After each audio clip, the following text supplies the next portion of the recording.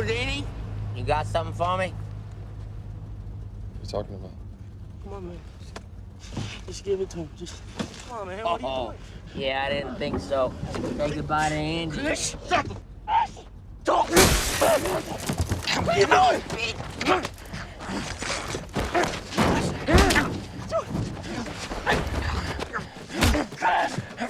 Run, Andy! I like this, man. Thanks. You came hard with it, which is Travis. very good. Yeah. It kind of reminded me, though, it kind of threw me back to, like, I think it was like season 2 of The Wire. I know you're an HBO guy. Yeah. Kind of had that feel on the docks, and then you just take us behind the scenes, which is good, because it's a place not a lot of people get to go. I just turned on a couple people to The Wire because it's on DirecTV. Okay. Like 239 or something. And they had never seen them. Like, you never saw The Wire. Never, not one episode, not one season? Yeah.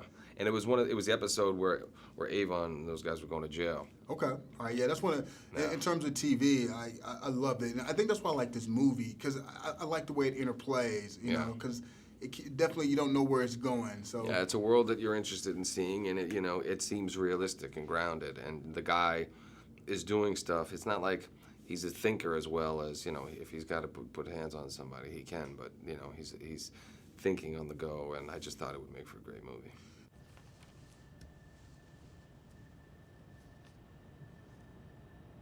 The van in D7. What about it? We're taking it apart now. But you can just save us the trouble and tell us what's in it. I would love to help you, but I don't know what you're talking about. You think we're stupid? Who is Jim Lakowski? Well, it says right there he's the guy shipping the van, so maybe you should talk to him. He died in 2004. Then I guess he's not gonna need the van, huh? Now, you're listed as one of the producers. Were you responsible in bringing this cast together? Because that's one of the elements that really work best for the movie. I liked each character because they just felt right. Yeah. Well, that was the one thing that we kind of had to, impose on Balthazar, was that you have to hire this casting director that we work with all the time. Sheila Jaffe, she did The Fighter for us. She did Entourage. She did The Italian Job. She's just did the movie that I'm doing now with Russell Crowe.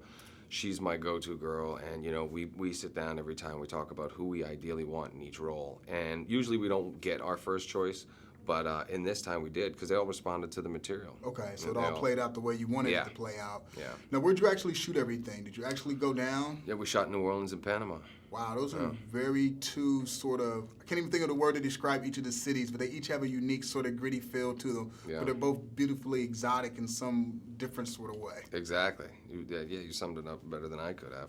And going down to Panama, and even in New Orleans, it's like we're shooting a movie here in New York, and now in New York you used to be able to do whatever you want. Now there's so many restrictions. Right. And New Orleans, it's kind of back to that thing where they're excited about people being down there. They want you to go crazy. And then Panama, we just got the cameras and jumped in the van and just started going places and doing stuff. Now, when you went down to shoot New Orleans, what was your sense of the place? Because it's still not altogether fixed. No, but the people, they're so positive and optimistic and just happy. And they're hard-working people, so I loved it. I'm actually shooting another movie down there right now. Okay, so you're still showing the NO love. Yeah, that's good, I love man. Keep it up now. Yeah. That's a beautiful region.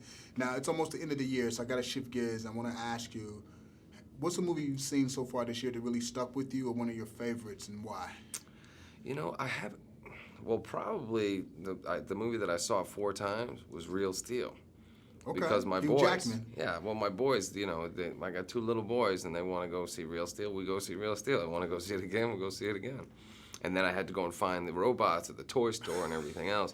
But I'm going home, and I've got all my screeners, and my wife and I usually have a couple of date nights. But actually, the best movie of the year for me was The Help. It was a movie that I wasn't really looking forward to see. My wife and I have a date every week, and I took her, before we went to see The Help, I took her to see The Devil's Double. The movie about Uday saying, I was like, I'm not going to see your movies anymore. So we went to see The Help, and I was just sobbing most of the time. And my wife was like, what is wrong with you? It was so soft. And I was like, that was one of the greatest movies ever. The Devil's Double wasn't bad, and it's amazing that that's the dude from Mamma Mia. Yeah. I know. Yeah. No, he did a good job. He killed it. But, I like those kind of movies. Follow us.